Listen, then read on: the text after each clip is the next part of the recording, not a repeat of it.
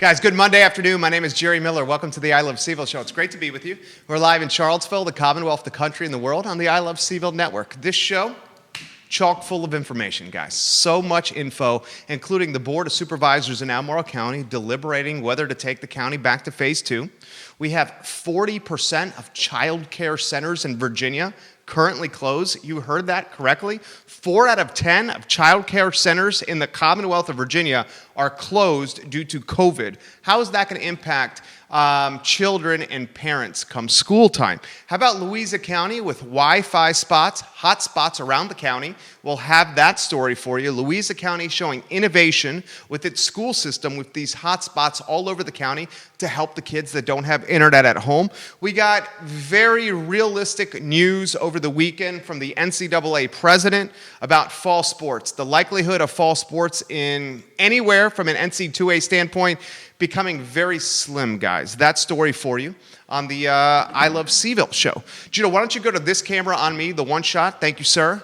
We'll also cover today on the program UVA coaches taking pay cuts. I'm going to compare the pay cuts Tony and Bronco and O'Connor and all the coaches that UVA have taken, and we'll put it in perspective versus some of the other head coaches in college football, college basketball that are not taking pay cuts. Nick Saban, Dabo Swinney, not taking pay cuts. Bronco Mendenhall, yes, to help the athletic department. That story coming up for you. We'll hear from Bo Stockton, co-owner of Littlejohn's, the owner of Michael's Bistro on the UVA corner. Bo Stockton and his team making an effort to save Littlejohn's on the corner. They have a GoFundMe that's going that we want to drive some attention to. Littlejohn's, one of my favorite spots in the community, and frankly, I'm a huge fan of Bo Stockton. So Bo's going to join us in 19 minutes on the show. Keith Smith in the 1 o'clock hour to talk real estate in Charlottesville and Central Virginia. And I touched on this already. Can you believe Lockn on Saturday? On Saturday, Lockn this past weekend on Saturday announced that it's having a festival in October in Nelson County. So that story coming up for you on the I Love CVille show. We're an advertising agency, 116 clients on our roster as of this morning. We had a good Thursday, Friday, and weekend with adding folks there. 2 of our favorites, Interstate Pest and Service Companies and Scott Wagner Chiropractic and Sports Medicine.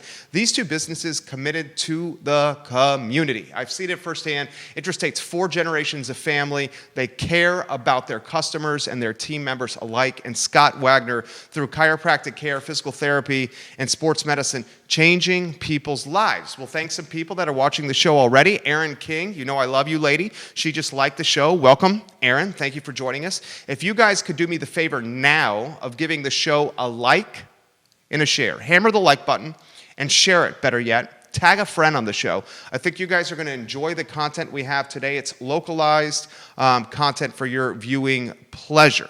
Judah, I'm ready to go and run some headlines today on the program. I think the first one we need to get to comes from a macro standpoint and CNBC. So here's the nitty-gritty. Congress returns, so give me the thumbs up when that's on screen. Congress returns with only days to pass a new coronavirus relief package. A lot of folks are getting $600 a week in federal unemployment insurance. That expires at the end of the month. Republicans and Democrats are not getting along, and they have a few days to decide whether there's going to be another stimulus package that I think everyone from a small business standpoint realizes the economy needs another stimulus package. Here's the problem we have. 2 problems. Democrats and Republicans have never been more divided than they are now. Furthermore, we have an election on the horizon on November 5th, and a lot of folks on one side of the aisle are fearful if a second stimulus package is implemented or integrated or allocated to Americans, then this stimulus package could give Trump momentum as he makes the push to November. So Democrats are saying, whoa, let's pump the brakes here. The stimulus package, boys and girls, is of substantial proportion. We're talking trillions of dollars, minimum of $1 trillion with a T, a bill that would help Americans from West Coast to East Coast, from Texas to Alaska. And we know we need it. we just hope that the folks that make this decision can take the politics out of the equation and realize that people in our country need this money more than ever. Frankly speaking, at the end of this month, when the unemployment insurance expires, and if no relief package, no second relief package is put into the mix, I am extremely fearful of a collapse or a recession. Extremely fearful of this. Jamie Dimon, I've talked about this last week, of JP Morgan Chase. He said, this is the weirdest recession we've ever seen. Okay? People are saving money. People unemployment is kind of getting a little bit back to normal, although there's still a lot of jobs that are missing. The cost of housing or the value of housing is not deteriorating like we see in other recessions. In fact, housing is increasing in value. Inflation, we're not really seeing inflation yet. So Jamie Dimon's like, this is a weird recession, one we've never seen before. We're not seeing housing, the price of housing or the value of housing go down. Unemployment is ticking back up positively. Inflation is sitting on the sidelines right now. It's a weird situation. I'm going to say this, and I think a lot of folks can be in agreement here. If the relief package is not passed in the next few days by Congress, and if folks at the end of this month no longer get their $600 a week from unemployment insurance, we're going to have a real problem come August 1st. We'll follow this story very closely on the I Love CVille show. The next headline I want to get to is Albemarle County and Phase 2. Folks, put it on screen, J-Dubs, if you can. I am concerned about this. So I've had some phone calls and in-person meetings with masks at a socially distanced level with some vineyard owners, some winery owners, some brewery owners, some venue owners throughout the county.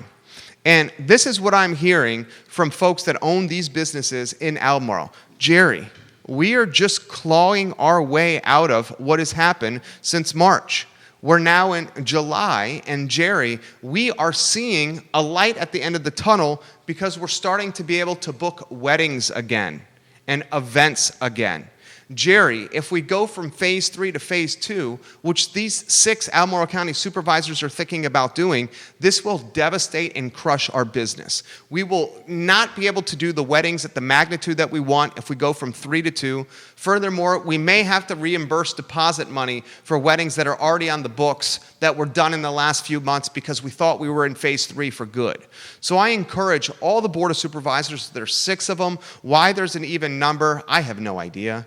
But I would encourage the boards of supervisors to say, first, make phone calls. Call the people in the community. Don't just make this decision, the 6 people yourself. Please, I beg you. The second thing I would encourage them to do is be mindful that a lot of people have their backs against the wall, and taking us from 3 to 2 is going to cause the permanent closure of businesses in the county in the vineyard winery space. Mark it down. It's going to happen. So these 6 supervisors, and I would encourage you to share this video, tag them on the stream, whatever it may be, they're in a very precarious position. They are determining with their decision that they're making tomorrow whether or not a lot of businesses in the county of Albemarle will survive. It's going to come down to that. Okay? I am as concerned about the COVID spikes as you are. We're all concerned about the COVID spikes. Okay, I prioritize humans and health and safety and living and staying alive before I do small business, before I do the economy. Those are safe facts to say. But I would encourage the supervisors watching the show, or if you have a line to contact them, a relationship to communicate with them, to contact the other small businesses in the county and hear their take. Because they're reaching out to me and they're begging for us to leverage this platform to educate in an approachable and fair way what the Board of Supervisors, the decision they have in front of them, and the magnitude of the decision. We'll cover that tomorrow on the I Love CVille show. Let's go to the next headline. The next headline is about child care centers. Guys, this is a terrifying statistic that I'm about to relay to you. Nearly 40%, headline on screen, J-Dubs, nearly 40% of child care centers have closed due to COVID in Virginia. You heard that correctly. I'm going to repeat it again. 40% of child care centers have closed in Virginia due to COVID. Folks, this is a big deal. Why this is a big deal is because parents have to work. Parents need to work to pay their bills, okay? And when you don't have a legitimate spot for your child to be watched and taken care of, that's going to change a lot of things up. I'm going to do a microcosm of this, okay? So my wife and I were communicating today about a doctor's appointment that's on the horizon in August. In August, okay? And we're coordinating the details of this doctor's appointment that's on the horizon in August. This particular doctor, we have a 2-year-old boy. My wife works for this business. She does it in our home office while taking care of our son. She's a phenomenal human being, a superhero without question. So this particular doctor's office has said, well, for your appointment in August, you cannot have your son in the doctor's office because of COVID restrictions. Your boy can't come. So here, she and I, all ready for an appointment in August, are trying to figure out, Jerry, you're in the office 70 hours a week. I'm at home working, and I can't leave our 2-year-old at the house. Our family lives outside of Charlottesville. So here, a microcosm of what we're talking about is 2 parents, both working, one at a home setting and one in an office setting, struggling to find a scenario for childcare for a small doctor's appointment of roughly 90 minutes to 2 hours in August. Should we contact this babysitter? Should we ask this person to come over? What do we do? Maybe our son can come with you to work, or you push him around the mall for a couple hours while I'm at the doctor's office. The reason I bring this up to you, if it's causing this much difficulty or this much schedule coordination for us for a 2-hour appointment in August? What happens when both parents go back to work and no one's there to watch their kid? 40% of childcare centers in Virginia are closed? Good Lord, guys. This is a predicament of epic proportions on the horizon. We all see this, right? Right? We'll follow this storyline very closely. The next headline I want to get to, Judah Wickower, is the Louisa County School System. This is beautiful. I love the innovation from Doug Straley, and I remember Doug Straley when he was the athletic director of Louisa County High School. I was an editor on the sports side of the Daily Progress. I would head to Louisa County, to Mineral, to cover this football team because at the time, they were the premier football team. Rontre Halchins, Mark Fisher, Eric Church, Jeff Melhaff, just a phenomenal football team in Louisa. The school was so far away from the newsroom and the Daily Progress, and deadline was so tight that I often was filing my story from the game in Doug Straley's office. Straley was the athletic director at Louisa County High School at the time, and he would love when I came out to Louisa to cover the team. I'd have food waiting. I mean, he rolled out the red carpet, the best seat in the press box, let me sit in his chair in his office. And Doug did this because he realized that Louisa wasn't getting any coverage, and if he could build a relationship with this reporter, myself, then perhaps his school and his teams could get some media attention. Well, that's what happened. He played the game the right way. He was a smart guy, super smart guy. Well, this Doug Straley is now the superintendent of Louisa County School System. And folks, you got the headline on screen, J-Dubs? Only about 5 seconds for those headlines and pull them off, please. Louisa County Public Schools is setting up what they call WOW units to provide free internet access for kids throughout the county. So this solves this question, and I'll tell you how. Kids, if they're learning at home and they don't have internet at their house, they can take their school-issued tablet and they can go to these hotspots that are strategically positioned around the county. While next to these hotspots, they can download the material and save it on their tablet and then go back to their house and learn the material without needing to access the internet from their home. It's a genius and beautiful idea. So perhaps this is the future of virtual learning in some capacity. Albemarle County has kids without question and families that don't have internet at home. The city of Charlottesville, without question, has kids and families that don't have internet at home. The school systems are going to have to issue these hotspots that are strategically positioned throughout their footprint. And then they're going to ask kids or their parents to bring their school-issued tablets to download the material while using the internet at the hotspot, and then take their tablet back home and learn and absorb and interact with said material while offline because it's already been downloaded onto the tablet. It's brilliant.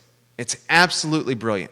I also think potentially the future of education is teachers and educators heading to neighborhoods.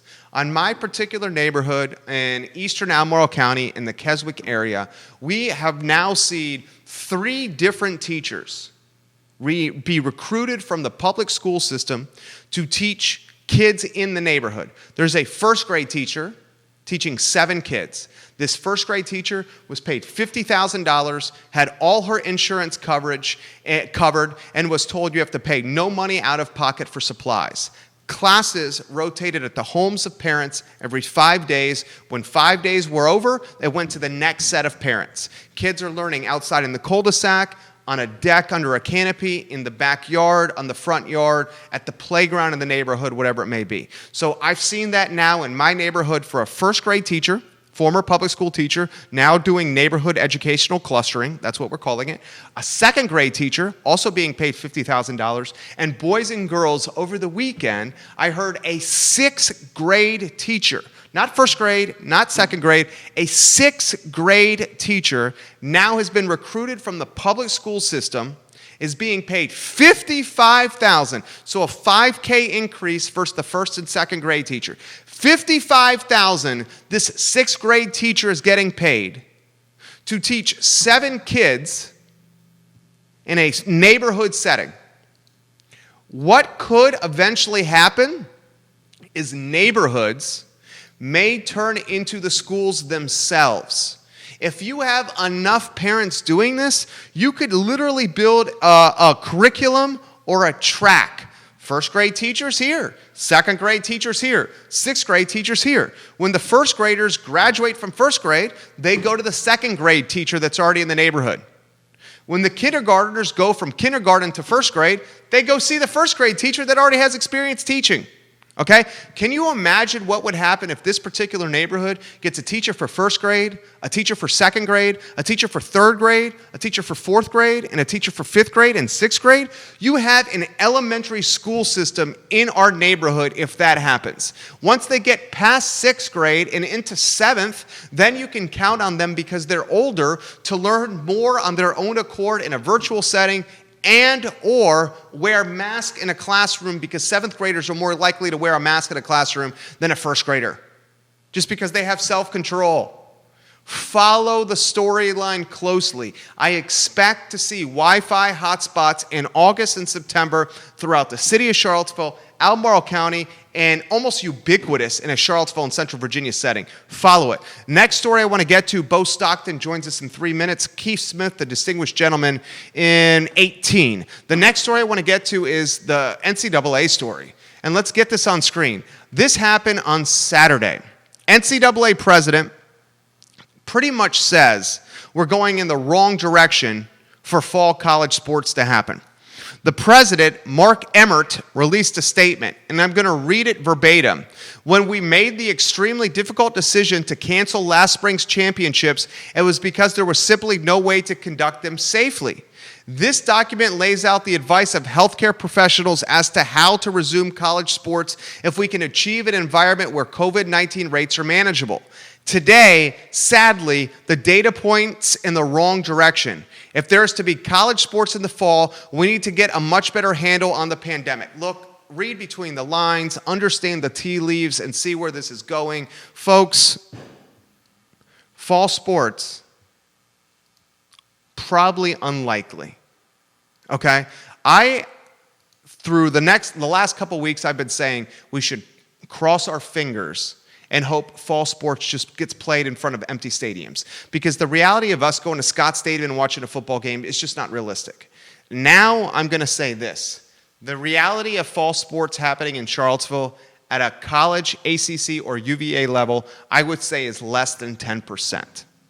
And I'm going to say something that is going to be really painful to swallow. I think if we do not start seeing a change in these spikes and these numbers. I can't believe I'm about to say this. Winter sports at UVA are in jeopardy. The fall sports are outside. The fall sports are outside. The winter sports are inside. The fall sports, there's more room, breathing area, and the abilities to safely social distance. How do you social distance inside on a wrestling mat? How do you social distance inside at the John Paul Jones Arena? Let's just talk fall sports now. I think we all realize that the fall sports season at UVA is in dangerous jeopardy of not becoming a reality. If we do not have the fall sports season at UVA, we will see thousands of jobs permanently die. And those jobs are going to be hospitality, events, weddings, restaurants, retail, you name it. Just the vendor that is at Scott Stadium selling hot dogs. The vendor at Scott Stadium selling ice cream or Dippin' Dots, the ice cream of the future. How about the usher getting people to their seat? How about all the police officers at Scott Stadium that are required to that are there to get order, maintain order and peace? How about the folks being paid to pass out programs? How about the referees, the scorekeeper, the announcer? Consider this. Consider this. If you're the Charlottesville Daily Progress and its parent company, Lee Enterprises, and Lee Enterprises is a corporate raider that strips business models of what they do well to maximize profits for their corporate team and shareholders. So Lee Enterprises, which owns the Charlottesville Daily Progress, it has this decision to make. Here's a microcosm of what Lee Enterprises and the Daily Progress may do. I used to work for the Daily Progress. Sports. That's how I got my start out of the University of Virginia. What do you do if you're the parent company of the Daily Progress and there's no UVA sports this fall? There's no high school sports this fall. What do you do with your sports department personnel? Seriously, think about that. Lee Enterprises, who strips companies of their best assets to maximize profits. Short-term thinking, yes. If you're Lee Enterprises and you're a corporate raider, what are you going to do to your sports department staff when there's no sports at the high school level or the UVA level this fall? What do you think they're going to do to those people, those staffers, folks that I know? They're going to furlough them or lay them off. They're going to furlough them or lay them off. How do you make money if you're a sports broadcaster, sports writer, or sports talk show host when there are no sports for the rest of the year? Thousands of jobs will be lost. Let's go to some comments before we welcome Bo Stockton. Barbara Lundgren says, jobs are jobs and we need them all. Weddings and special events employ thousands of people. She is so right. The fairy godmother, Barbara Lundgren, the star of the Virginia Wedding and Event Showcase. If the county takes us from phase 3 to phase 2, people will lose their jobs. Facts. If the county takes us from phase 3 to phase 2, businesses will close permanently. Facts. Clay Tolbert says this: the idea that wedding and events businesses at wineries, breweries, estates in the county are in a precarious financial position is utterly preposterous. Please don't confuse this with what's good for local small businesses. 200 people gathering for a wedding is so low on the list of priorities for public health and safety. Clay Tolbert, I appreciate this comment, but you are so far from being accurate or on point here. And I respect your comment. I thank you for sharing. You are so far from being accurate to say the county and not considering weddings and events is preposterous. That's not realistic. Andre Xavier says, how about the restaurants and bars on the corner? How will they survive? That's a question for Bo Stockton. I'm going to go to Skype now, and let's reach out to Bo Stockton now. This guy's good people. I've known him since 2000. Bo Stockton, the owner of Michael's Bistro, one of the guys behind Littlejohn's, to save Littlejohn. So he's got a lot of skin in the game in the corner. A businessman, a phenomenal human being. Bo, let's get that camera turned on so we can see your handsome face, my friend. There we go. Bo Stockton looking good. I would say this. You look sharp. I love the Bistro branding. You are a handsome guy. Let's get more of your face on screen here if we can see you happening. Can you adjust it? There we go. That's perfect right there, Bo. That's perfect. Okay, I'm going to get out of your way, sir. Businessman, family man, father, a guy who's emotionally and physically invested in Charlottesville. This is your home. You freaking love this community. You love restaurants. You love the corner. I'm going to get out of your way. First, you. How's the mental health right now? What's going on with you, Bo? So Jerry, I do want to discuss that, and please ask me that again. But I do watch your show a lot, and you earlier, previously in this broadcast, touched on something very dear to me, Louisa. That's where I'm from, and I would feel very remiss if I didn't say that Doug Straley is a phenomenal human being, and Garland Knuckles, the mayor of Louisa, is doing so much to bring this town to, what it's supposed to be. And I'm so proud of it. And I'm thanking you for supporting it, because a lot of people have overlooked it over the years. And as it's grown and blossomed so many wonderful people, it needs some recognition for it. So thank you for bringing that to people's attention, Jerry. I Absolutely it. Our pleasure. You know I love Louisa in this town. You know I love you. Talk to us about what's going on. You can go anywhere you want, Bo Stockton. All right, you got it, brother. So it's very simple for me, man. Anybody watching this or anyone who knows anything about me understands that Charlottesville is a place that I decided to become my home. I met you when we were very young men in this area. I worked for an entrepreneur named Andy McClure, who is a mentor, a best friend, a guiding light that taught me a business that just really no education could ever give a human being. And really gave me confidence. And seriously, it kind of, through Andy, actually, to spill over into it, is institutions are a real thing. So Littlejohn's is what I'm here to talk about today, Jerry. And it's been around for almost 50 years. That's 5 decades of subs. That's 5 decades of late night food consumption, whether you're sober or drunk. College kids do silly things, man. They have fun. I'm not encouraging all of that as a business model, but you go out, you have a good time, you have a place to eat. But you also don't realize that places like Littlejohn's are feeding the UVA staff at the hospital. They're feeding the UVA staff at the university. They're feeding the students during the day. It's well respected. It's well known. You have a lineage. People always want their students to go, or their children to go where they went to school, to become students there as well. And, I can't imagine this place turning into anything other than Littlejohn. So I need help to save it. And our kind of concept, with the help of Jason Burke, he was on your show last week. Jason has so much to give to a company like mine and his as a partner now. So much to give, so much knowledge. And he grew up in Charlottesville. Matt Lemansky has operated on the corner for 20 years. I've been there for 20 years. And all that we want to see is the corner succeed.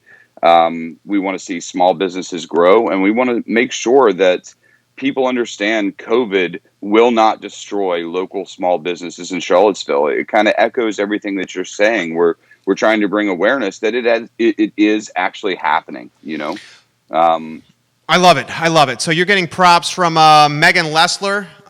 She says, share this so Bo can continue to do what he loves, help Littlejohn's. Andrew Foster is giving Bo Stockton love. When I was in retail, we would order our team food from Littlejohn's every 2 weeks. They are the best. You're getting props from Rebecca Chaldean. I love you, Bo. Brandon Hosier is watching. This guy's a popular guy, a beloved guy. Brandon's great. Yeah, you're a beloved guy in this community. Andrew's great. How do we save Megan's Littlejohn's, Bo? We got the GoFundMe link. How do we save Littlejohn's?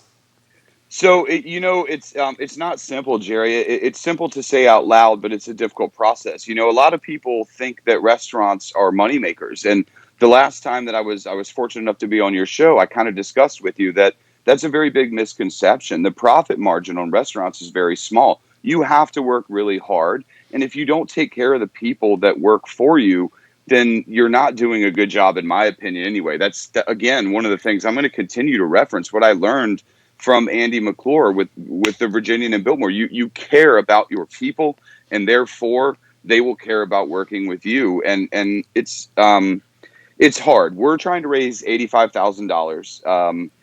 We launched a Kickstart GoFundMe campaign, and we got a wonderful response. We're almost at $3,000 before I checked before this broadcast. That's not a small lot of money. I'm trying to communicate with the Alumni Association, with UVA. I think if we can find a way, if anybody watching this broadcast can find a way to get us on some sort of a listserv. If you attended the University of Virginia in the last 50 years, you ate a Littlejohn sub. We want to keep that going. And we're not, if you don't have money, times are hard. COVID's hurting everyone. Just give us a share. Give us some help. I will not sit idly by and watch this wonderful passion project created by John Krafak turn into anything other than what it needs to be. And what it needs to be is Littlejohn's. So that's what we're pushing for, Jerry. We're trying to raise money. We need the capital to get first orders and, just small amount of renovations, brighten the place up a little bit. But you don't got to change much when you already have a place that has a sub named after Chris And Long. Ralph Sampson. Come on now. And Ralph Sampson. Yeah. What are you talking about here? These are icons of the university, of this staple of our community here. And I'm just thrilled that I'm in a position to be able to attempt to help save it. And I learned from my dad a long time ago, Jerry, that you tighten your belt before you ask for help. And I've lived that way my whole life. But right now I need help. I can't do this on my own. So I'm reaching out to the community. I'm reaching out to you. I'm reaching out to anybody who will listen. Littlejohn's needs to stay around. It needs to be a thing. We're going to offer a living wage that is going to be probably higher than, I would say, at least 90% of restaurants in this area. We're going to offer health insurance to all of our employees. We're going to do the business right. We're going to give back to the community. There is no fundraiser we won't donate to. There is nothing we won't be involved in. This isn't anything to put money in my pocket. And I want you to understand that, anyone watching or listening, this is simply keeping a business going that is a Charlottesville staple. And I need everybody to be a part of it. Bo Stockton is the man. Allie Gray, sending love to Bo Stockton from Alabama. Christina Marie, as a community, we can come together and get this done. I love you, Bo Stockton. Get the GoFundMe link if you can on screen, the information on screen. Help this man, help this team. They are good people, and they're trying to do well by the community and the corner. All right, Bo, I'm going to throw this question to you, a real, very real question. You know the corner better than most. You worked at the Virginian. You worked at the Biltmore. You own restaurants on the corner now. You know this more inside and out, okay? Have you seen the corner and this kind of position before, ever? Never, brother. This is what we're going through right now. It's actually a little bit inspiring with the turnout and the support from the local community. It's almost, like goosebumps, man. It's almost breathtaking to see how people want to support these businesses. But, financially, man, I'm not a liar. I'm a very transparent man. And they're all bleeding. They're all dying. There's not enough money. These landlords, sorry, my dog is trying to, hi, Mulligan. He's making a segue here. These landlords. Yeah, landlords. So these landlords are awesome people. My personal landlord is the owner of Littlejohn's. He created this business, and he's phenomenal, and he's willing to work with me. And what most people don't realize, especially in the restaurant game, is they're not bad people. They're not out here trying to take advantage of other people. They have to make their money as well. They have mortgage payments, and they can't do anything. So we need to keep banding together and trying. Talking about the fact of no fall sports, I honestly think I can't think of a single human being who has spent more hours on the corner actually operating restaurants than myself that I've ever personally met. Not making a statement that I have done it more than anyone, but collectively, there's a whole lot of it, Jerry, and we've never been in this position before. There no students, no sports in the fall. it's going to crush. What everyone. happens? What happens? No fall sports and no students. And if the community doesn't step up and go balls to the wall for you guys, which we know the community will, but if they do Yeah. not, give us the alternative of what could happen, which I think will motivate folks to go balls to the wall. Jerry, it's pretty simple. The community is stepping up. They are the people doing what they need to be doing and trying and helping, and they're fucking awesome with what they're doing. It's the reality of you're missing 30,000 With their parents' credit card.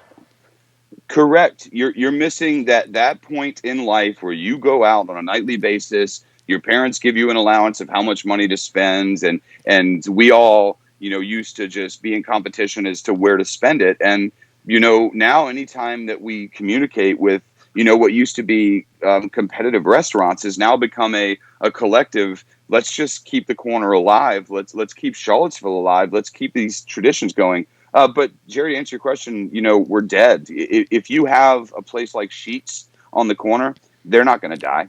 That company will continue to pay that rent, whatever that number is. They will continue to pump out their schmuffins and schmickmickens and made-to-order shit sandwiches. Their employees, wonderful people. I see them all the time. They're great people. I'm not discounting the people that work at Sheets. I'm simply saying those are the concepts you're going to see popping up all around the corner because they're the only people that can afford to do it without the students. Now, in the same vein, though, man, I would be remiss to say this isn't a safe time right now. And business owners like myself, I don't care about the money coming in as much as I care about the health of my staff and my patrons. Michael's Bistro specifically is built on regulars. It's built on people that come daily. The majority of them work at the hospital and at the university for lunch, and then students late night. I don't want to be a point of concern for spreading a virus that is rapidly growing across this country. So therefore, I keep my doors closed. Well, what's that mean for me? I have zero income. What's that mean for me as a person? I have no money. But I have pride, and we're going to keep growing, and we're going to keep trying, Jerry. Littlejohn's, it can't fail. Anybody watching this, you cannot let Littlejohn's fail. You've all eaten a sandwich there. You've all loved everything that happens there. I mean, have a wild turkey, have a nuclear. It's just great. I mean, for God's sake, it's not a shame that we're doing a conversation like this, Jerry. It's phenomenal that we have the opportunity to do this, and thank you for hosting such a program. But it's scary that a pandemic that's so unforeseen and unplanned can cause so much terror and drama to so many lives. It's not the Nixon trickle down effect, but it's just going to kind of trickle down, man. It's going to affect all of your waiters, all of your cooks, all of your busboys, all of your bartenders. So many people need these opportunities that cannot be taken over by companies that are paying $8.50 an hour because they're working on this corporate budget. And I won't stand idly by and let it happen. This guy crushing it. Rachel Burns says this. You guys are going to crush it. I absolutely love you, Bo Stockton. Nate. She's a wonderful lady. She is. Nate Dotson says this. Support this great establishment. Bo Stockton is an even better person. I've known this guy for over 20 years. He is class. You're gonna make me cry. Can I throw this to you? You're a businessman. You're a restaurant owner. What happens at the end of July if the unemployment insurance doesn't get re-upped again? Because right now it expires July 31st, right? Yeah, it does. So, I mean, this is just hypothetical, Jerry. I am a businessman and I know what's going on. I think what you're going to see is a flood of employers. I don't want to say taking advantage of in a way that seems negative, but if you don't have, if your revenue, for instance, is cut 60%, and that's being generous, by the way, at 50% occupancy and people being in fear of what's going on. But let's just say 60% of your annual revenue is cut. You cannot afford to pay people what they're worth and keep your doors open. So you're forced with paying people for 2 more months and then closing because you've run out of money, or paying people not what they're worth. I'm one of the people that's not going to do that. I'm going to pay people what they're worth until I don't have a dollar left in my pocket. I told you the first time I was on your program, I'd rather go broke trying to provide better lives for other people than to make money for myself. I owe that to my mom and my dad, and I'm going to live by that method. But yeah, dude, with that change, a lot of people are going to go back to work for a lot less money than they are worth and deserve. And a lot of businesses are going to close because they're going to be forced to open. And I also think that the economy right now, you got to remember all of these people. I'm not an economist, Jerry. While I follow politics and things like that, these people have had additional income provided by our government for the past, 4 months or whatever. But if that stops, who's going to be spending the money then? Where's it going to go if they don't have it? The answer is nowhere. It's not there. So I'm very fearful of that. I hope from some, personally, some kind of a rollout and some kind of a, future assistance, whether it's through getting rid of a meals tax that right now is crippling everyone, whether it's business insurance companies saying, hey, stop paying these premiums. We're still going to cover you because we know these costs are crippling you and you got to pay your people. I mean, at times like this, I want to be a politician. I'm just not one. Right. So, me either. Yeah. How has the city worked with you guys at all? Has the city worked with the restaurants? They delayed the collection of meals tax. That seems to be the only olive branch I've seen extended from City Hall. This is coming from me, so you're not going to catch any heat. I'm saying this. Frankly speaking, I think City Hall and City Council should bend over backwards for restaurants to save an industry that is paramount to the success of this community. I don't see that happening from leadership. Am I mistaken on this? Anywhere you want to go on this topic, or you can pass on this topic if you like. I don't mind pass, or I don't need to pass, Jerry. I know that anything I say isn't right. It's just my personal beliefs, and I'm happy to share them. I think that governments on a level that some of these people are at, they either want to be reelected into office or trying to curry favor for future accomplishments that they want to have. It's its own kind of micro business. Anyone that doesn't understand that, I guess, probably isn't really understanding how government works. That would be a far cry and a different conversation, obviously, but not to go down that rabbit hole. I simply think, man, that they're trying, delaying the meals tax and collection is phenomenal, but, we're at about 10.5% right now. And that is something that this city needs. It needs tax revenue to fund these schools. It needs the revenue to keep all of, the ambassador program, which I, for one, was not a huge fan of. I didn't think that they were doing anything. But you got to look at numbers, just like a business spreadsheet. And crime has gone down since they've been implemented. So whether or not you think spending money here or there works, look at the results. The reality is they're losing a huge cut. I get it. How do you fund a city without money? I get it. The city needs the money. And your show the other day, Jerry, you touched on how they're going to hit property taxes. I think your real estate taxes, you're completely right. Man,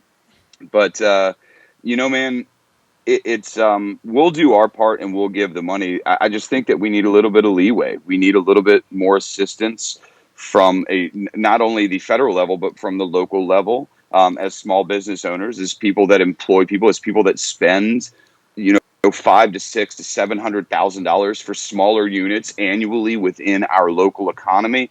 Why do you want those businesses to fail? Standard Produce has just phenomenal product that they grow locally. It's such a wonderful company. The Greenwoods are great people. And imagine how much they're suffering with every single restaurant not being able to sell as much as it's supposed to be selling. And then let that drip down to the farms that grow that produce. Who's buying it, where it's going? All these people live here. This is our fucking town, and we need to stand up for it. I love this guy. That's where I stand. I love this guy. You got a final word anywhere you want to go. You got some folks watching. Show is yours. Jerry, I would simply like to say something going directly back to Littlejohn's. Jason Burke, who you had on your show the other day, I know a lot of people tuned in and watched him. He was a popular guy when he was in Charlottesville, very friendly, knows everyone, very well spoken. I knew him as I'm sorry if you're watching, Jay, but I knew him as a little bit of a clown back in the day. But we were 18 years old then. That man has moved to California. He has won awards that I couldn't dream of winning in the culinary world. He's worked at Michelin star restaurants. He understands how flavor can assist and grow things. And beyond that, within the last 2 months, I've found out that he understands numbers, spreadsheets, business analysis probably better than I do, to be honest with you. And I'm so thrilled to have him on board. Jay is a great dude. He's pushing Littlejohn's, and I really, really, really love that. Matt Lemansky, if any of the viewers don't know who he is, it's because Matt's a humble dude.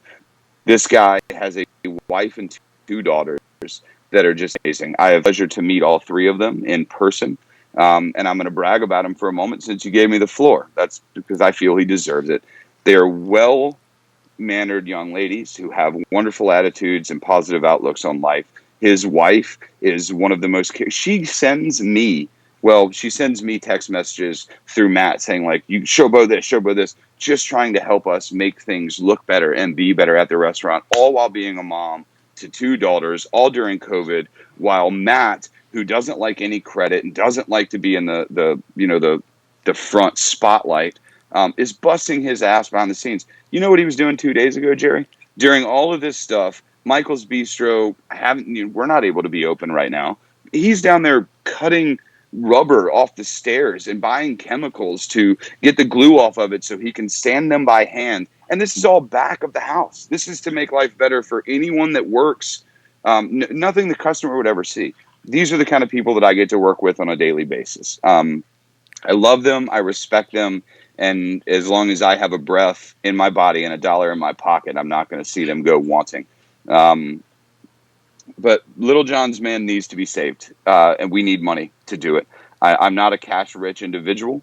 I'm very responsible at managing my money. I'm very good at it, or we wouldn't be having this conversation. I'm 4 months into COVID, and still not only have one business, I'm trying to launch a second. So I get how to do that stuff, but I need help, and we need help. And together, there's no way with these three minds as partners that we're not going to succeed, Jerry, especially with help from people like you, with support from the local community. And there's just no way it won't work. Dude, your page is blowing up. Randy Pearson, Save Littlejohn's. Bo Stockton is the man. Casey Talley, support this business. Go get 'em, Bo. Christy Hare, great people. Great place, great people. We need to save this place. It continues and continues and continues, which is a testament to Bo and his partners here. Well, Jerry, I want to interrupt for just a moment and say, yes, I really appreciate that and all of those comments from all these people. But the goal and the idea here is not to give a testament to me and my people. It's to give. And if I start to cry, I'm sorry. Littlejohn's cannot fail. This is an institution on this corner, man. How many times did you eat there when you were in school, Jerry? I can't even count. Over 1,000. You can't even fucking count. You can't even. I can't count, man.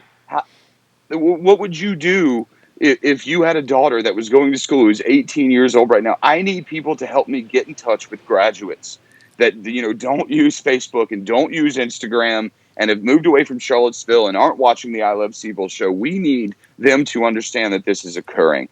All of the money will be allocated for and spent correctly, but we can't let this institution die. It's too important to the society. It's too important to this community. And I promise you, if I'm running it, the majority of the profits are going right back into the community. So we just need a lot of help. I love it. I love this guy. Anytime you want to come on the show, I swear to God, anytime you want to come on the show, text me. Anytime, we'll shift the schedule of guests for you. Love it, Jerry. And I'd love to be on all the time, man. And if you want to have a conversation regarding politics, as long as we keep my business name out of it, we could do that too. Dude, I can go down that rabbit hole, but no, I really thank you and appreciate all your help, Jerry. What you do for this community is, I think, often overlooked. I think people think that controversial topics are sometimes brought up for negative reasons, and that's not the truth. You got to discuss issues. You got to get to the bottom of it. I respect what you do, brother, and I'm happy to, been able to call you a friend for a long time now. But certainly now, I'm proud of you, your family. I hope everything is great and you're doing well. Same sir. to you, my friend. We'll talk soon. Thank yes, you, sir. Bo. Yes, sir. Right, see you Bo later. Stockton, can you get the GoFundMe link on screen one more time for us, Judah, so everyone can see it? Save the restaurant, save the restaurant, save the restaurant, save the restaurant. Get this from California to Virginia, Texas to Alaska, in the Midwest, everywhere that Oahu has been. I have been to Littlejohn's, Bo. I can't even count. I can't even count. And Bo, how about this for you? I'm second generation UVA. My brother's second generation UVA. My dad went to UVA. Okay, my son, he's 2 years old. Okay, I would love if he went to UVA. In 1992, before I even went to school, 1992, I wasn't even in high school. 1992, I was what, 10 years old? My dad takes my brother, my mom, and myself to go see a UVA football game. He loves UVA. I'm getting freaking choked up right now too, Bo.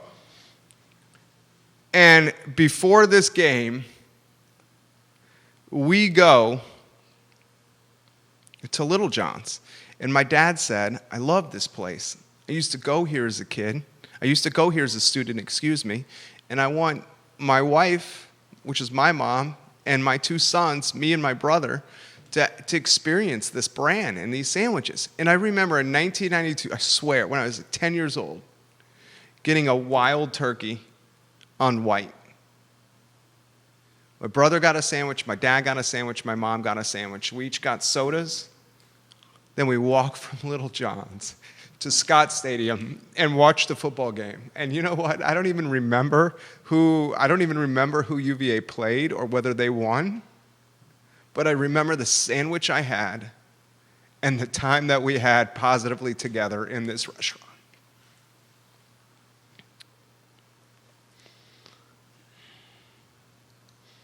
It's a phenomenal restaurant that needs to be saved by 3 good people. All right, let's go to Keith. Get it together, Jerry. Come on. Keith Smith, we're going to go to, Judah. It's ringing now. I'm going to give you a heads up. We'll give it a real estate snapshot. We have Keith Smith on the line, the star of Real Talk on the I Love CVille network. Keith Smith, the Yes Team Realtors, trusted advisors in the game. Keith, you're live. A lot of folks watching you right now. How about an open-ended question? Anywhere you want to go on any topic so far? Well, first of all, I need to wipe away the tears from my eyes from Bo. I was supposed to do a Zoom call that got canceled, and I'm glad it did. As a New Yorker, there's 2 things all New Yorkers love: a really good deli and a really good bagel. And you're within stumbling distance of 2 there. I was not aware that Littlejohn's was, frankly, in need of help. So whatever we can do on our little show, that's what we're going to keep on doing to push it out. I did not realize that they were at that point that they are. So we're going to do it. We're going to push them out. We're going to do whatever we can on our little 2 shows we do. We got to make sure Littlejohn's does not go by the wayside. And just to put a little perspective to it, it's just not UVA students that do that. I go there all the time. I consider myself a local, but maybe you are a local. Funny You're accent. a local. Yeah. With a funny accent. Throw this to you here. You work with alongside a lot of businesses and business owners and entrepreneurs. You are one yourself. There is a misconception out there that small business and business owners are raking in the dough. Can we throw that to you, Keith Smith? That means they've never been in Exactly. one. Exactly. So it's that is not true. And what Bo said, I mean, God bless him, because there's one business I would never open up in a million years is a restaurant. I had a friend of mine that runs a couple of them up in New York, and he equated it to like being a dairy farmer, right? You can never leave, right? If you own a deli, you can never leave. It's that. And if you ever spend any time in the New York area or tri-state area, and you go to the corner deli, because every corner has one, every corner has a Littlejohn, it's the same guys in there. No matter what time you go in there. If you go in there at 2 o'clock in the morning or 2 o'clock in the afternoon, it's the owner's always there. It's the same employees, and they become, institutions in the neighborhood. But they never get a time off. I can tell you that much. They may make a little bit of money, but when you put in the hours, restaurant business is a tough business to be in. Wouldn't want to do it. Keith Smith, guys, the star of Real Talk, airs Tuesdays and Fridays at 10:15 a.m. here on the I Love CVille network. He's of the Yes Team Realtors. My friend, The Weekend. What did you see this weekend in real estate? Yeah, man, we had a great weekend. Thank you for asking. We put a few homes under contract. One of them that you helped us with, so thank you very much. And yeah, Delphi went on. Yeah, it went on this morning. That's amazing! Oh my! You knew. No, I did not know. Really? Are you serious? You didn't know. Yeah, Oh, yeah, I'm yeah. so happy. Mona and Trevor Daniel are watching the show now. Mona and Yeah. Trevor Daniel, congratulations. That's amazing. Well, we're gonna save this for Okay, tomorrow. I want okay. a little highlight on it tomorrow. But yeah, we did an open house. Yona did an open house yesterday. Super turnout. We were actually talking about that because I think you're a sports guy.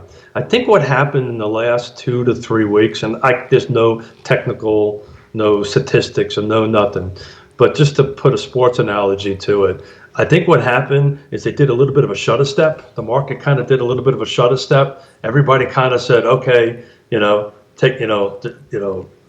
kind of like trying to tackle Mr. George, right? He kind of did a couple of shutter steps. Market kind of timed out a little bit. I think people were just so fed up and they went to the beaches or whatever they did.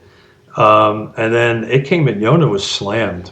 We actually purposely said, we won't, I'll check up on it, but I had to pivot and go help her because she was slammed. So, we'll talk about more of it tomorrow. I don't have any statistical data to prove that, but it sure as heck felt like You're that. feeling good, huh? It looks like we're gaining positive momentum. Well, we still got this inventory monster to tackle, and we're going to talk a little bit about it tomorrow.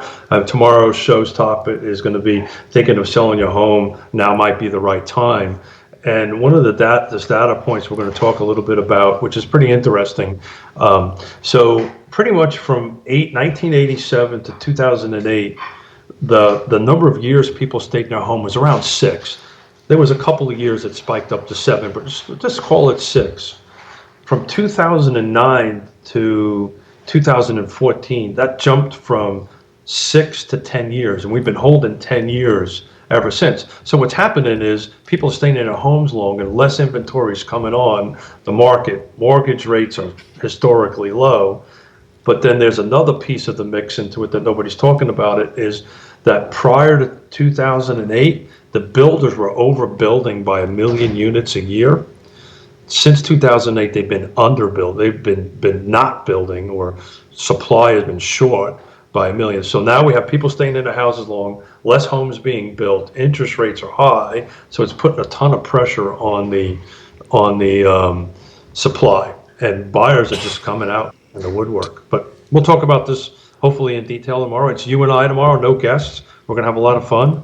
Do a little bit of Batman and Robin. Looking forward to it. How was your weekend?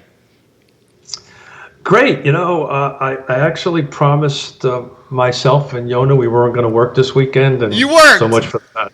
So much for that. But that's Yeah. a good Well, problem. That's a good problem. That's part of being a small business, right? That's right. You do what you got to do. That's right. I did get the boat cleaned, though. That's good. That's good. Let me throw this question to you before we let you Sure. go. Sure. Anywhere you want to go. A lot of people watching. Yeah, I'm anxious just to hear this. You opened up with the Albemarle County. I'm anxious to hear what they do. They go from phase 3 to phase 2. I would imagine in the restaurant world that's going to be a pretty huge impact. It's going to devastate a lot of them. A lot of them. I'm sure of it. Yeah, but they've been adapting and overcoming. And some folks like I know Marie Bet hasn't fully opened up, so they've been functioning as in number 2. I think a lot of restaurants were. I may be wrong. This is just my guess. I can't tell you. I can talk real estate. This is just a guess on my part. But one who goes out and eats a little bit, it seems a lot of the restaurants are kind of stayed in phase 2. They never made the jump to phase 3. So I'm not so sure how much impact it's going to have on everybody, but it will impact some. I can tell you as far as real estate is concerned, it's not. We've adapted. It's not going to impact us, I don't think. Anyway, as long as these numbers we're talking about that have been historical for 10 years, those are not going to change overnight. Let me throw. How many recessions have you been through? 3? Can't you tell by the gray hair? Was it 3? A little more, maybe. Have you ever seen one where people's savings increase, home values uptick in value, inflation doesn't become a fact? Have you ever seen one like this? No. I've been through, since 1987, a couple of big ones, to include the depression, real estate depression, as far as I was concerned. No, it's interesting because it's look, here's the thing. It is a recession if you lost your freaking job. That's it. I don't care what it looks like or what color it takes. If you lost your job, you're in a freaking recession. Well said. Period. Well said. End of story. But if you look at it from a statistical perspective and a historical perspective, it's not like no other.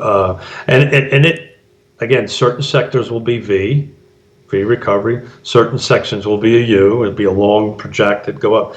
The thing about 2008, 9, 10, and 11, it was a national long bottom curve. So this is a little bit different, maybe a little bit more like the '99 one that we all, well, you didn't go through, but but I went through.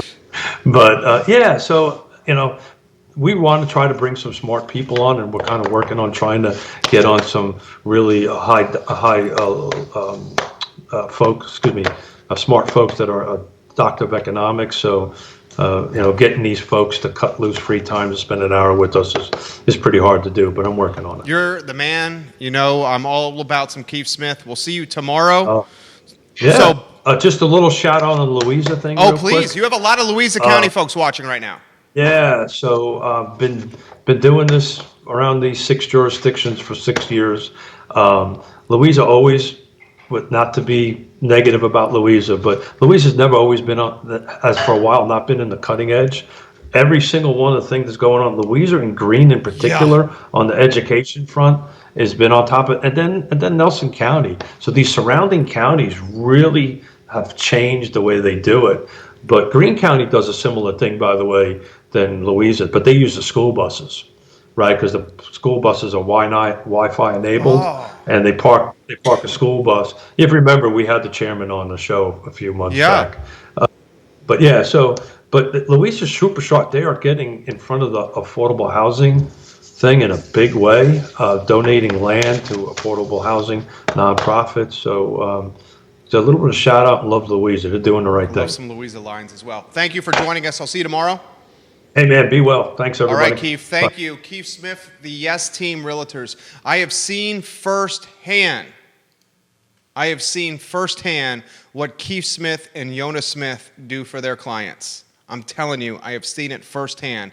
If you are on the fence or you need a trusted advisor, I very much encourage you guys to contact Keith Smith and Yona Smith of the Yes Team Realtors. Judah, we have a couple more headlines we need to get to. I promised you a discussion on UVA coaches taking pay cuts. If you could get the UVA pay cuts story on screen from ESPN, and I'm going to also ask one quick request from you. If you scroll down, and if this is too difficult, I totally get it. I should have let you know this in advance. If you scroll down on that story, you will see a graphic. It is the...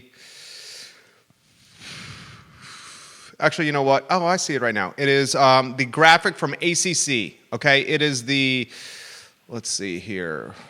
Look at the ACC graphic. It's right after Pac-12. See if you can find it and get it on screen. I'll talk about it while you search for it. It's in that link that I sent you. ACC head football and men's basketball coaches taking a pay cut, okay? So 7 of the 15 men's basketball coaches and football coaches in the ACC, 7 of the 15 schools took pay cuts. David Cutcliffe and Mike Krzyzewski at Duke took pay cuts. Mike Norvell and Leonard Hamilton at Florida State took pay cuts due to COVID-19. The coaches at Louisville, men's basketball and football, took pay cuts. Notre Dame, Brian Kelly and Mike Bray took pay cuts. Syracuse, Dino Babers and Jim Boeheim took pay cuts. Bronco Mendenhall and Tony Bennett took pay cuts. Now, folks, before I tell you the coaches that did not take pay cuts, and if you could find that on screen, that graphic, and put it up, I would very much appreciate it, or we can talk about it tomorrow. Before we talk about the coaches that did not take pay cuts, let me ask you this. If at the beginning of COVID and this pandemic, you heard that 2 coaches, a football coach and a men's basketball coach, 2 coaches in the country took pay cuts to help their universities, wouldn't the first 2 guys that come to mind be Tony Bennett and Bronco Mendenhall? I mean, Tony Bennett and Bronco Mendenhall, God-fearing people. Tony Bennett and Bronco Mendenhall put others first before themselves. Tony Bennett and Bronco Mendenhall, phenomenal representations of the University of Virginia. I don't think anyone is surprised that Tony Bennett and Bronco Mendenhall took pay cuts to help the school out. In fact, Tony Bennett bypasses raises that he earned. He is the reigning NCAA Coach of the Year. If anyone who should get raises and fancy cars and country club memberships, stock options, equity, anything like that, anyone who should get that, it's Tony Bennett. You know what Tony does? He passes on the raises, says, I have enough money, give it to the assistant coaches who need more. I mean, just two stand-up, A-plus quality guys. You have any luck with that graphic, J-Dubs? All right, let me know when it's up. Oh, it's on. No, it's not on yet. Okay, let me know when it's up, and I'll talk. I want to highlight the ones that have not, and then we'll get that graphic up. This is straight from ESPN. Here are the coaches who have not taken pay cuts. Dabu Sweeney at Clemson. This guy makes $9.3 million a year. $9.3 million a year. Has not taken a pay cut. Nick Saban in Alabama, $8.9 million a year. Football coach, did not take a pay cut. Jimbo Fisher, Texas A&M, $7.5 million, did not take a pay cut. Kirby Smart, Georgia, $6.9 million a year. Kirby did not take a pay cut. How about Dan Mullen at Florida, $6.1 million a year, did not take a pay cut. Ladies and gentlemen, when you see Bronco Mendenhall, Tony Bennett, or any of the head coaches or assistant coaches who make over $100,000 a year, they've all taken pay cuts. You go to them and say, thank you for your service. Thank you for putting the university first. You are someone my son or daughter can look up to, and I totally mean that. You have that graphic ready, J-Dubs? No, not yet. We'll play it tomorrow. Don't sweat it. I put you on the spot. That was my fault. Let's just play it tomorrow. So we'll take that story over tomorrow and get even more into this. Tony and Bronco and the coaches in the university taking pay cuts for the betterment of the university. I am not surprised by that. They're just great people. Okay, two more stories before we get out of here. Let's go to the Lockn Festival. Get that headline on screen. And boy, did this cause a ruckus on social media. Okay, ladies and gentlemen, boys and girls, Lockn, the festival in Nelson County, on Saturday issues a press release, and the press release says that Lockn is going to happen in October of this year. So, look, I understand your back is against the wall. I understand that you need money to pay your bills. I understand that. I get that. My trepidation is the announcement of a festival over a weekend when numbers are spiking. So that's a PR no-no. My also trepidation in the initial press release, which was on jambase.com, just regurgitated a press release from Lockn organizers, there was no mention of refunds. Now, that being said, you can go to the Lockn website. If you have tickets to this festival, they're issuing full refunds. So I want to clarify that. If you need your money back, if you're concerned about being in a field with thousands of other people during a historical pandemic, at a time when people may not be wearing face masks, may be drinking or partaking in other activities, which could impair their judgment and keep them from socially distancing. If you're concerned about that, aren't we all? You can get your money back. This led me to this question, and I'm going to go to my phone on this one. This led me to this question, and this question is, what are some variation of band names that could play Lockn in October during a pandemic? Little fun, little tongue-in-cheek with this, okay? Little tongue-in-cheek. So I saw this circulating online. I wanted to pass this on to you. I think it's freaking hysterical. These are variations, not the actual name of the band, but variation of the band name. A potential headliner, that could play the Lockn Festival during a historic pandemic in October. Number one, widespread pandemic. Widespread pandemic. Number two, panic at the Costco. Panic at the Costco. Costco's a dangerous place, right there behind Lowe's, most dangerous places in Charlottesville right now during a pandemic. Number three, Fleetwood Mask. Fleetwood Mask can headline a festival during a pandemic in Nelson County. How about perpetual flu or drive-by testing? You've heard of Steel Pulse, the reggae band? I love Steel Pulse. How about Steel No Pulse? How about this one?